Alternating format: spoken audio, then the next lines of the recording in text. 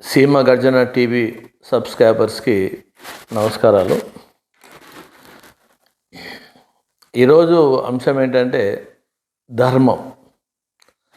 మనిషి ధర్మంగా జీవించాలన్నా అధర్మంగా బ్రతకాల? మళ్ళీ ధర్మంగా పోతే ఏంటి, అధర్మంగా పోతే ఏంటి? మరి ప్రముఖ నాయకులందరూ కూడా బోధనలో ధర్మంగానే పోవాలని చెప్తున్నారు. మైక్ పట్టిన ప్రతి ఒక్క నాయకుడు కూడా ధర్మంగానే బ్రతకాల అంటున్నాడు. మరి ఎంతవరకు సాధ్యమవుతుంది ధర్మంగా పోవడం వల్ల? ఎన్ని ఇబ్బందులు ఉంటాయి? మరి దేవతలు కానీ ఇంకెవరు కానీ గ్రంథాల్లో కానీ ఏం చెప్తున్నాయో మన స్వామీజీ గారి ద్వారా తెలుసుకునే ప్రయత్నం చేద్దాం. నమస్కారం స్వామి. నమస్తే స్వామి, మనిషి ధర్మంగా పోవాలన్నా వద్దా? ధర్మంగా పోతే లాభాలేంటి, నష్టాలేంటి?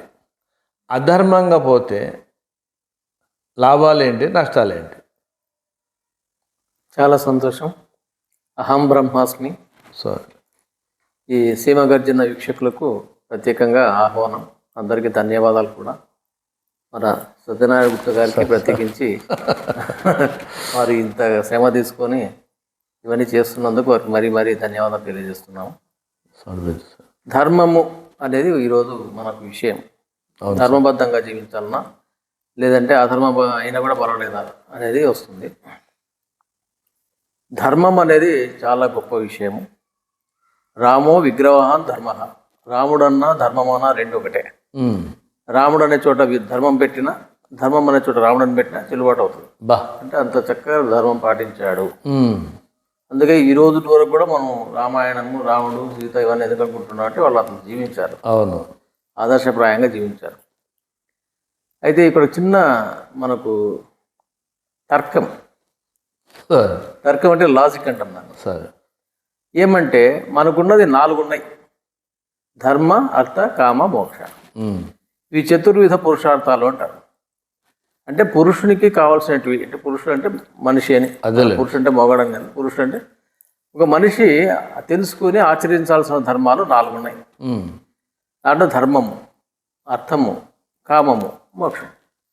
ధర్మం అంటే ధర్మబద్ధంగా జీవించడం అనేది అందరికి తెలుసు. అవును. అర్థం అంటే దానికి 2 అర్థాలు. అర్థం అంటే డబ్బు, అర్థం అంటే విషయం తెలుసుకోవడంలో కూడా కరెక్ట్గానే ఉండాలి. కామం అంటే కోరికలు, అనేకమైన కోరికలు. మీరు ఏ కోరికలన్నా పెట్టుకుంటున్నారు, అన్ని కోరికలు అందులో వస్తాయి. మోక్షం అనేది ఉంది. కాబట్టి ధర్మం అనేది కొంచెం దూరం పోయిన తర్వాత అంటే ఆధ్యాత్మిక మార్గంలో చెప్తున్నాను నేను. వ్యవహారం సరే, వ్యవహారం అందరికి చెప్తూనే ఉన్నారు. అవును సార్. లౌకిక వ్యవహారం అందరు చెప్తూనే ఉన్నారు. దాంట్లో నేను ఏం కామెంట్ చేయండి, నేను చేపెట్టాను. అయితే ఈ స్థాయికి ఎదగాలంటే మాత్రం ధర్మము ఉన్నత స్థితికి రాదు. ధర్మాత్ అధర్మాత్ అన్యత్ర ధర్మాత్ అన్యత్ర అధర్మాత్. ధర్మానికి అధర్మానికి ఆవలే ఉన్నది ఒకటి. దాన్ని చెప్పు అంటే ధర్మాన్ని దాటి వెళ్ళిపోవాలి. అంటే ధర్మాన్ని దాటి వెళ్ళిపోవాలంటే ధర్మం ఆచరించకూడదా అంటే అతీతం అని అర్థం. ఇన్ఫీరియర్ కాదు, సుపీరియర్. వెళ్ళిపోవాలి. నాకు ఒక స్వామీజీ ఇట్లనే వాట్సాప్ గ్రూప్లో ఒక పెట్టాడు, ధర్మం చాలా గొప్పది అని విషయం పెట్టాడు. నేను ఆయన సన్యాసులు ఎంత పెద్ద పెద్ద స్వాములు, మామూలు మాట్లాడుకుంటే మనం పెద్ద పట్టించుకోము. ఏంటంటే వీళ్ళు సన్యాసులుగా ఉండి ఇంత పెద్ద స్వామీజీలు, మఠాధిపతులు, పీఠాధిపతులు, వాళ్ళు ఇంకా ధర్మం గురించి మాట్లాడుతున్నారే, ఇంకా ఎదిగిపోవాలి కదా, ముందుకు పోవాలి అని నేను చెప్పాను. స్వామీజీ మీరు ధర్మం గురించి చాలా గొప్పగా చెప్పారు, మేలే. అయితే ధర్మాన్ని దాటిపోవాలన్నప్పుడు ధర్మం మనకు పని చేయదు కదా అన్నాను. ఈ సబ్జెక్ట్ మొత్తం చెప్పలే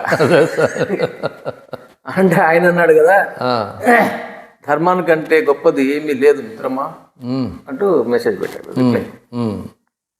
అంటే నేను చెప్పాను, మనం చతుర్విధ పురుషార్థంలోనే ధర్మ, అర్థ, కామ, మోక్షం 4 ఉన్నాయి కదా.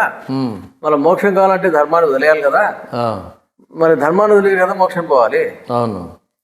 కాబట్టి మీరు మోక్షాన్ని మర్చిపోతున్నారు. మీరు సన్యాసులుగా ఉండి కామన్ మ్యాన్ మాట్లాడితే ధర్మం గొప్పది అక్కడ దాకా. అయితే దాన్ని దాటి వెళ్ళిపోవాలంటే మాత్రం అన్యత్ర ధర్మాత్ అన్యత్ర అధర్మాత్. ధర్మానికి అధర్మానికి అవతల. అన్యత్ర భూతాశ్చ భవ్యాశ్చ. అంటే భూత భవిష్యత్తులకు అన్య ఆవల ఉన్నది. కృతాశ అకృతాశ, కృతం అంటే చేయబడింది, అకృతం అంటే చేయబడనిది. వీటన్నిటికీ అతీతంగా ఒకటి ఉంది, అది తెలియచేసుకోవాలి, మనం దాన్ని తెలుసుకోవాలి. అది అంటే ఏంటంటే మోక్షము. మోక్షము కూడా ధర్మబద్ధంగానే ఉండాలి. మళ్ళీ ఇక్కడికి వచ్చేటప్పటికి దీని ద్వారానే మోక్షాన్ని పొందాం. ధర్మము లేకుండా పోకూడదు. అట్లా ధర్మం లేకుండా మోక్షం పోవాలంటే బొందుతో కైలాసం అంటారు దాన్ని. మళ్ళీ అంటే శరీరంతో పాటు కైలాసం వెళ్ళిపోవాలనేది చాలా మంది అట్లా అనుకుంటారు. మనకు ఇక్కడ విశ్వామిత్రుడు స్వర్గం ఉంది, త్రిలోక స్వర్గం, ఆ స్వర్గం వస్తుంది. మళ్ళీ ఆయన డైరెక్ట్గా మోక్షానికి స్వర్గలోకం పంపి ఉన్నాడు. ముందు శిష్యుని అడిగినాడు, అడిగితే అట్లా చేయకూడదు నాయన అని చెప్పాడు. ఆయన నీతులు ధర్మాలు చెప్పారు కదా అంటే మళ్ళీ అవతల విశ్వామిత్రుడు ఆయన దగ్గర పోయినాడు. ఆయన అవునంటే ఈయన కాదంటాడు, ఆయన కాదంటే ఈయన అవునంటాడు. అది త్రిశంకు స్వర్గం. త్రిశంకుడు రాజుని డైరెక్ట్ మోక్షానికి స్వర్గానికి పంపించాలని చెప్పి సంకల్పం చేసి పంపించేస్తాడు. పంపిస్తే ఆయనకు ఇక్కడ ద్వారాలు తెచ్చుకో. ఇట్లా విశ్వామిత్రుడు పంపించాడంటే ఇంకా ఆడ ఎవరు చెప్పినా నో ఎంట్రీ. ఆడ ఇది తరిమేస్తే ఆయన తలకిందులుగా వస్తూ ఉంటాడు కిందికి. ఇంకా వస్తూ ఉంటే ఇప్పుడు విశ్వామిత్రుడు ఆయన విశ్వామిత్రుడు అంటే ఆయన ఆపు అంటే అక్కడ ఆపేస్తాడు. ఆయన కొరకు సపరేట్గా త్రిశంకు స్వర్గము అని ఒకటి నిర్మిస్తాడు. ఆయన నిర్మించి అక్కడ ఏ రకంగా అయితే రంభావూరు సింహనకలు ఇవంతా ఉంటారు కదా అక్కడ. ఇంద్రపాలకు అదే లోకపాలకులు అందరూ ఉంటారు అక్కడ, ఆసీనులై ఉంటారు, ఇంద్రుడు ఉంటాడు అని. అది సేమ్ ఇక్కడ ఉంటుంది. అది తాత్కాలికమే, శాశ్వతమే, నిలబడదు. కాబట్టి ధర్మబద్ధమైన మోక్షం కూడా ధర్మబద్ధంగానే ఉండాలి. కాకపోతే ధర్మం కంటే మోక్షం గొప్పది, అది తెలుసుకోవాలి. ధర్మం అంటే ధర్మానికి కాలానుగుణంగా మార్పులు వస్తాయి, దేశానుగుణంగా మార్పులు వస్తాయి. ఇక్కడ ఉండేటువంటి ధర్మాలు వేరే దేశంలో ఉంటాయి. ఇక్కడ మనం భారతదేశంలో ఇంతకుముందు ఈ కాలం ఇప్పుడు రామాయణ కాలంలో మహాభారత కాలంలో ఉన్నటువంటి ధర్మాలు ఇప్పుడు ఉన్నాయా? నాకు తెలిసిన నా చిన్నప్పుడే నా దగ్గర 2 అరటిపండ్లు ఉంటే అదే కరెక్ట్ ఎవరైనా వస్తే అతిథి ఒక అరటిపండు తనకిచ్చి ఒక అరటిపండు నేను తినాలి అని చెప్పేవాళ్ళు మా పెద్దలు చెప్పేవాళ్ళు. కాలం మారిపోయిన తర్వాత ఒకటే అరటిపండు ఉంది, ఒక అతిథి వచ్చాడు, ఇప్పుడు ఏం చేయాలంటే నేను తినకుండా ఆయనకి ఇవ్వాలి అని అట్లా నేర్పించారు. ఇప్పుడు ఏమైపోయింది, ఒక అరటిపండు నేను తినకుండా అనిపిస్తే నీవేందిరా ఇట్లా చేస్తున్నావు, తనకు మాలిన ధర్మం ఎందుకు అని ఇప్పుడు చెప్తారు. ఇప్పుడు కాలానికి మారిపోయింది. అవును స్వామి, నిజంగా ధర్మం మారిపోతుంది ఎప్పటికప్పుడు. కాలానికి అనుకున్నాక దేశానికి కనుక మార్పుకు గురే ధర్మాన్ని నీకు మోక్షం ఎట్లిస్తుంది? ఇప్పుడు అదే సమయం ధర్మంగా పోయేవాడికి కష్టాలు, అవమానాలు, నిందలు, అడ్డంకులు. అధర్మంగా పోయేవాడికి మాయ మాటలు చెప్పేవాడు ఐస్ మాటలు చెప్పి ఐస్ వేసేవాడికి ఏమో మంచి జరుగుతున్నాయి. అంటే ఇక చూసే వాళ్ళ సమాజంలో నిజాయితీగా ఎట్లా బతకాలా, అధర్మంగా పోతే మేలు అనే స్థాయికి పోయింది. ఇప్పుడు అధికారులు, కొంతమంది అధికారులు కావచ్చు, నాయకులు కావచ్చు, ధర్మంగా పోయి సమాజం కోసం సేవ చేసే వాడికి చేతి ఇవ్వడం లేదు. అధర్మంగా చెప్పి వాడు ఇట్లా ఉంటాడు అట్లా ఉంటాడు అని 10 మంది గుంపులాగా తయారు చేసుకొని పోయి చెప్తే అవునా అన్నట్టు వాడిని పక్కకు పెట్టేసి వీటికి అవకాశం కల్పిస్తే సమాజంలో ఇంకా బతుకుతున్నామా అనిపిస్తుంది. ఎంత చేసినా ధర్మము తన పని తాను చేసుకుంటుంది. కాలం పడుతుంది స్వామి, ధర్మో రక్షతి రక్షిత. కాలం సమయం పడుతుంది, తప్పదు. అది కాలం అంటేనే దైవం, కాలం అంటేనే దైవం కదా. దైవం అంటే కాలానికి, కాలం దైవంతో లింకప్ ఉంటుంది. కాబట్టి మనం కొంచెం ఓర్పట్టాలి, ధర్మబద్ధంగానే ఉండాలి. మోక్షం వచ్చేటప్పటికి ధర్మం అవసరం లేదు. మోక్షాన్ని పోతే ధర్మం దాటి వెళ్ళిపోవాలి. మళ్ళీ మోక్షం పోవాలంటే ఏం చేయాలి స్వామి?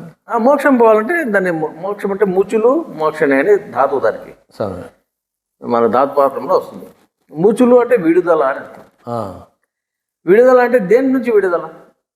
మనల్ని ఎవరన్నా బంధించుంటే విడుదల అంటే మన పేపర్లు వేస్తారు. వాళ్ళు ఎవడో కిడ్నాపర్స్ బంధించారు, ఈరోజు విడుదల చేశారు అని పేపర్లో చేస్తారు. లేదా ఏదైనా చిన్న తప్పు చేసి జైలు పోయింటే బెయిల్ వస్తే విడుదల అని మనం వేసేస్తాం.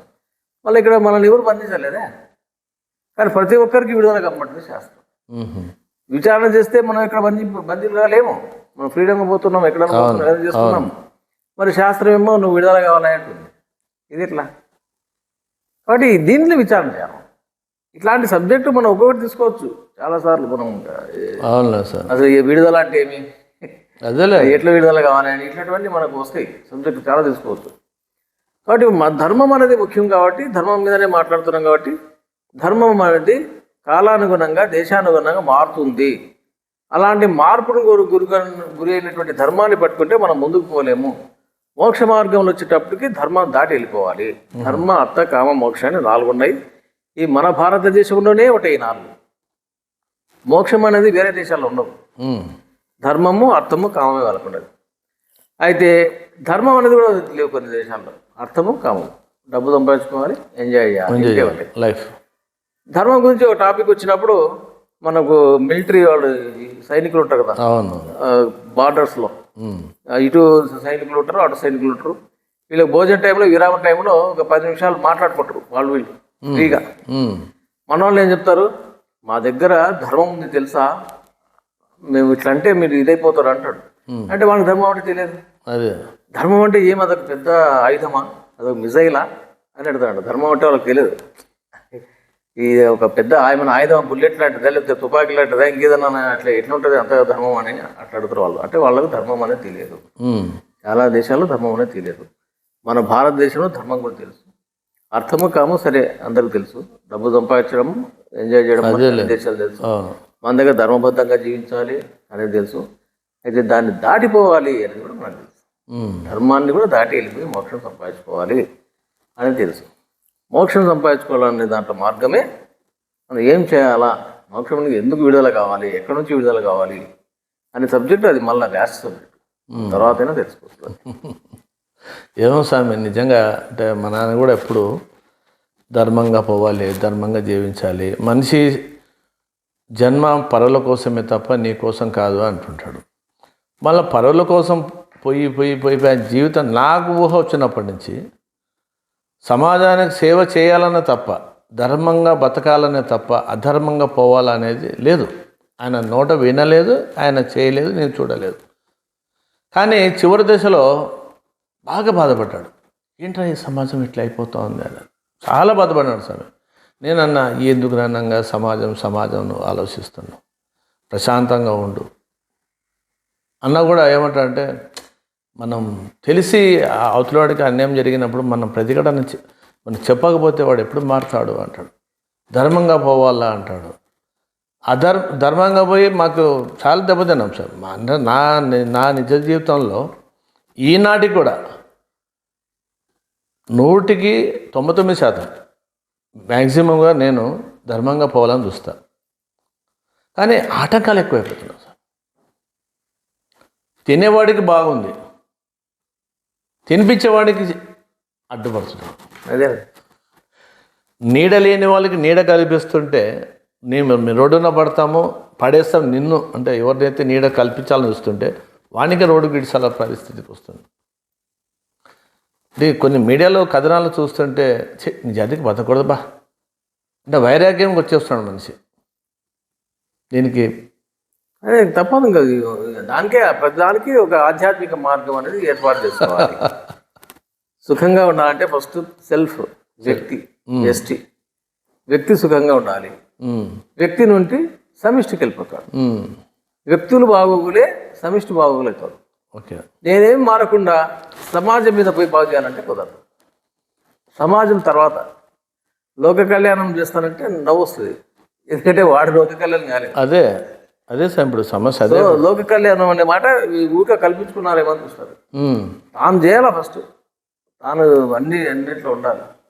అప్పుడు లోక కళ్యాణం సహజంగా వస్తుంది. మన సపరేట్గా నేను మాధవ సేవ సరే తర్వాత అవి, కానీ నీ సేవ ఏంటి? మనకు శాస్త్రం ఏం చెప్తుంది, వేదం ఏం చెప్తుంది? ఉద్ధరి ఆత్మానం అవసరమై ఆత్మయోహి ఆత్మనో బంధురు ఆత్మయో రిపురాత్మన. నిన్ను నువ్వు ఉద్ధరించుకో, నిన్ను నువ్వు తగ్గించుకోవద్దు, నాశనం పరుచుకోవద్దు. అదే సెల్ఫ్ ఫస్ట్, సెల్ఫ్ తర్వాతనే నెక్స్ట్. వాడిని మనం చెప్పక్కర్లే, మనం బాగా కూర్చున్నామంటే ఆటోమేటిక్గా వాడు వచ్చేస్తాడు. ఇక్కడ చూసే కదండి, అనుకరణ ఇదంతా. ఒకరు చూసి ఒకరు నేర్చుకుంటారు. ఎన్ని ఉపన్యాసాలు ఇచ్చినా అది వాక్కు ద్వారా చేసే ఉపన్యాసాలు, దానికి లిమిటేషన్ ఉంది. వాక్కు ద్వారా శారీరక క్రియల కంటే వాచిక క్రియలు గొప్పవి. వాచిక క్రియల కంటే మానసిక క్రియలకు పోయి మానసిక క్రియలు కూడా లిమిటేషన్ ఉంది. అది తెలియదు, చాలామంది తెలియదు. ఉమ్. శారీరక క్రియలు అంటే ఈడ ఉన్న వస్తువు తీసుకొచ్చి ఈడ పెట్టాను, అదే. అది శారీరక క్రియ. ఉమ్. వాచిక క్రియలు అంటే మనం మాట్లాడుతున్నాం అంటే మాటల ద్వారా మెసేజ్ పాస్ చేస్తున్నాం. అవును. దీనికి లిమిటేషన్ ఉంది అంటారు. దాని కూడా అంతే కదా. లిమిటేషన్ అంటే ఇప్పుడు ఆ అబ్బాయి చూస్తున్నాడు, మనం పని చెప్పాలంటే నాకెళ్ళి చూస్తే తప్ప నేను చెప్పలేను. అవును. ఆయన అటు తిరుగున్నాడు అనుకో, నేను చెప్పగలను? చెప్పలేము. అంటే బాబు ఇట్లా అని పిలవాలి. అవును. అంటే వాచ్ కంపెనీ చేసింది. ఇక్కడ ఉంటే పిలుస్తాం, అక్కడెక్కడ దూరంగా ఉంటే కష్టం పిలవాలి. కాబట్టి వాకుకు పరిమితి ఉంది, శారీరక క్రియలకు పరిమితి ఉంది, వాచకానికి పరిమితి ఉంది. మానసికం గొప్పదని అందరూ ధ్యానాలు చేస్తారు. మనసును శుద్ధం చేసుకుంటే మొత్తం మన కంట్రోల్ ఎక్కువ వస్తుంది అని చూసి చేస్తారు. అయితే మనస్సుకు కూడా పరిమితి ఉందనే సంగతి చాలా మందికి తెలియదు. బ్రహ్మం గారి దగ్గర నుంచి తెలియదు. ఇట్లా చెప్తే వాళ్ళు వేరే రకరకాలు ఉంటారు, కానీ నేను ఏ రకంగా విచారణ చేస్తున్నా అదే రకంగా అందరూ విచారణ చేస్తే నేను కామెంట్ చేయాలా, దీన్ని వేరే రకంగా దాంట్లో ఏదో మనం చేపెట్టాలని అది ఎవరేం చేయలేదు స్వామి. ఈ కాలం ఎట్లుందండి స్వామి, మంచి అని చెప్తే వాడు తిక్కోడు అంటాడు. సరే, మనసుకి ఎట్లా పరిచయమైంది చెప్తాం, అదొకటి చెప్తాను. అవును. మనసు ఎట్లా అవుతుందండి, మొత్తం విశ్వమంతా మనసు కదా అంటే, లేదండి, మనసు ఏం చేస్తుందంటే నీకు తెలిసిన విషయాలకు చూసిన విషయాల వరకే మనసు పోతుంది. ఇప్పుడు అమెరికన్ గురించి మీరు చూసినారు టీవీలో, అంత చూసినారు చాలా. అంటే అమెరికా అని అంటేనే అక్కడికి వెళ్ళిపోతుంది. లేదు స్వర్గం అన్నాం, స్వర్గం గురించి మనం చదివాం, మనం ఎవరు చూడలేదు.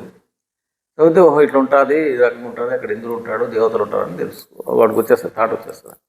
నరకం అంటే నరకం గురించి వెళ్ళిపోతుంది. అయితే దానికంటే మించిపోదు. అది ఇంకా తెలియకుండా ఉందనుకో, తెలియని విషయాల వరకు అది పోదు. చూడలేదు అది పోదు, వినలేదు పోదు. కాబట్టి తెలిసిన వాటి గురించి విన్న వాటి గురించి మనసు అక్కడ రాకపోతుంది, కానీ దానికి మించిపోలేదు. కాబట్టి అది పరిమితి ఉంది దానికి, దాన్ని దాటి వెళ్ళిపోవాలి. అంటే నెక్స్ట్ అంటే ధర్మం నుంచి బయటపడాలంటే ఏం చేయాలి సార్? ఆధ్యాత్మిక మార్గం, ఆధ్యాత్మికంగా పోవాల్సిందే. అవతలోడు ఏమైనా సావని నేను బతుకునే అది చాలా ఇప్పుడు అట్లే ఉంది స్వామి. ఇప్పుడు ఇతరులు ఏమన్నా కానీ ఇప్పుడు మనం మంచికి పోతుంటే మంచికి చెప్తున్నా నీదేందిరా అంటే వాడు అంటాడు, కానీ అవతల ఉండే అనేవాడు ఎవడు? అవతల ఉండే అనేది కూడా నేనే. అది నేనే అంటే ఇట్లా అయిపోయింది సార్. అవతల ఉండే అనేది నేనే, ఇతను అనుకుంటున్నావానండి. ఏకమేవ అద్వితీయం బ్రహ్మ, ఒకటే ఉన్నది ఆత్మ, ఒకటే శరీరాలు అనేకము. వాడు అవతల పోయి నేనే అంటున్నాను, ఇక్కడ పోయి నేను అనిపించుకుంటున్నాను. వాడు కోపం తెప్పిస్తున్నాను, నేను కోపడుతున్నాను. నేను కోపడి బానేసాను సార్, మనం కాదు, అవలేదు, కామన్గా చెప్తున్నాను. కాబట్టి జరుగుతుంటుంది అంతా. ఆ స్థితి రాగలిగితే ఆల్రెడీ ఉన్నదే స్థితి, కొత్తగా రాదు. ఈరోజు రేపు వస్తుందంటే మళ్ళీ ఏదో అది సాధన అవుతుంది. ఆల్రెడీ ఉన్నదే. It is being, not becoming. Becoming అంటే రేపు వస్తుందని, బీయింగ్ అంటే ఆల్రెడీ ఉన్నదే. ఉన్నదాన్ని తెలుసుకోవడం చాలా సులభం. ఏమో స్వామి, నేను మాత్రం ఒకటే నిర్ణయించిన, మంచి కోసం పోయినప్పుడు నువ్వు ఎన్ని ఆటంకాలను పెట్టుకో, నేను మౌనంగా ఉంటా. కాలమే నిర్ణయిస్తాను, అంతే, ఫిక్స్ అయిపోయినా స్వామి. ఎందుకు అనిపిస్తుంది స్వామి. స్వామి చివరిగా మనిషి ధర్మంగా, అంటే పెద్ద వాళ్ళందరూ కూడా ధర్మంగా బతకాలని చెప్తున్నారు, కానీ జయంతులు వర్ధంతులు జరుపుకుంటున్నారు, వాళ్ళు ఇట్లా అంటున్నారా, కానీ ఆచరణలో రావడం లేదు స్వామి. మాటలకే పరిమితం అవుతుంది తప్ప చేతుల్లో చేశాము ఏదో ఫలానా ఆయన మాటలకు నేను ఇట్లా చేశానని చెప్పి వారు కరువు అయిపోతున్నారు. దాన్ని మనం ఎట్లా చూసుకోవాలంటే, ఒక రంగం, ఇప్పుడు రాజకీయ రంగం అనుకున్నాం, అవును తీసుకుందాం. రాజకీయ రంగం ఇంకా నిలబడి ఉంది. అక్కడ ఇంకా నిలబడి ఉంది లేదా? చెప్పండి. నిలబడి ఉంది అంటే దాంట్లో ధర్మాత్మ ఉన్నారు, ఇంకా ఉన్నారు. లేకపోతే ఎప్పుడో పోయేది. ఒక ఆఫీస్ ఉంటుంది, అక్కడ బోర్డు ఉంది అంటే ఆ బోర్డు నిలబడిందంటే దాని వెనకాల పనిచేసే వాళ్ళు ఉన్నారు అర్థం. అది ధర్మబద్ధంగా పనిచేస్తున్నారు అర్థం. ఊరికి పనిచేసే వాళ్ళు మనం ఏమనిపిస్తుంది, అందరూ అధర్మ పనులు అయినారంటే బోర్డు పోతుంది. ధర్మంగా కాదలే కదా స్వామి, ఈ పాటి బోర్డు వెళ్ళిపోతుంది. అంటే బిడ్డడు పాలలో ఒక్కడు చుక్క విషపు చుక్క ఉన్నా ఎట్లుంటుందో అంటే సమాజం గురించి నేను చూస్తున్నా. అదేనండి ఒకడు తప్పుడు చేసిన వ్యవస్థనంతా అంటారు.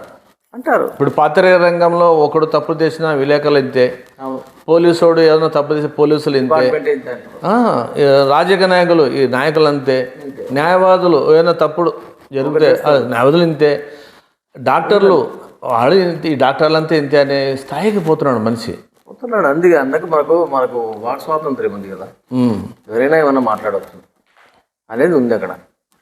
కాబట్టి ఇవన్నిటిని కూడా బ్యాలెన్స్ చేయడానికి మనకు ఒక శక్తి అనేది మనకు అన్ని రంగాల్లో ఉంటుంది. ఒక రంగమే కాదు, మనం ఎట్లా చూడాలంటే అవి చూడవద్దు. సమానత్వం అనేది నెక్స్ట్ టైం మరి ఒకటి రాసుకోవాలి అక్కడ సబ్జెక్ట్ మర్చిపోకుండా. నెక్స్ట్ టైం ఏం తీసుకోవాలనేది మనం తీసుకోవాలి. ఎట్లా సమానంగా చూడాలనేది కూడా ఒక సబ్జెక్ట్ ఉంది. దానికి మళ్ళీ నెక్స్ట్ సమయం ఎక్కువైపోతుంది. నెక్స్ట్ తీసుకుందాం. చూశారుగా, ఎన్ని ఉన్నా ధర్మాన్ని కూడా కాపాడాలి, కానీ ధర్మాన్ని దాటిపోవాలి. అప్పుడే ఆధ్యాత్మికంగా మనం అనుకున్న లక్ష్యాలు నెరవేరుతాయి. ఏది ఏమైనా ఇంకా సమాజంలో ధర్మం ఉంది కాబట్టి ఇంకా మనం కొన్ని సంతోషమైన విషయాలు తెలుసుకోగలుగుతున్నాం. అధర్మంగా పోయిన వాడు దుస్థితి ఏందో కూడా తెలుసుకుంటున్నాం. కాబట్టి ఎప్పటికైనా ధర్మమే గెలుస్తుంది. ఆ ధర్మం గెలవాలంటే ధర్మం నుంచి ఇంకా ఒక అడుగు ముందుకు వెళ్ళాలి. అది భారతదేశంలోనే ఉంది. మిగతా దేశాలలో కేవలం ఆర్థికంగా సంపాదించుకోవాలి, లగ్జరీగా ఉండాలని స్వామీజీ గారు చెప్పారు. మన భారతదేశంలో ధర్మమే మనకు ఆయుధంగా మార్చుకొని ఒక అడుగు ముందుకు వెళ్ళాలని చెప్తున్నారు. చాలా సంతోషం స్వామి. నిజంగా ధర్మంగా పోయేవాడికి ఎన్ని ఉన్న ఆటంకాలు ఉన్నా అది తాత్కాలికమే తప్ప అది శాశ్వతమైనది కాదు అన్నది మీ మాటల ద్వారా తెలుసుకుంటూ ధర్మం దాటి ముందుకు పోవాలి అంటున్నారు. అది ఇప్పుడు తెలుసుకున్నారు. చాలా సంతోషం. ధర్మానికి అతీతంగా, ధర్మాత అధర్మాత, అదే సార్, రెండింటికి అతీతంగా వెళ్ళిపోవాలి. ధర్మం కూడా మనం రక్షించదు. కుటుంబం తర్వాత మోక్షమే మనకు కావాలి. అదే ఈ అవకాశం ఇచ్చి మీకు మరోసారి ధన్యవాదాలు. నమస్తే. ఈ సింహగర్జన వీక్షకులకు కూడా స్వాగతం, సుస్వాగతం. అహం బ్రహ్మాస్మి.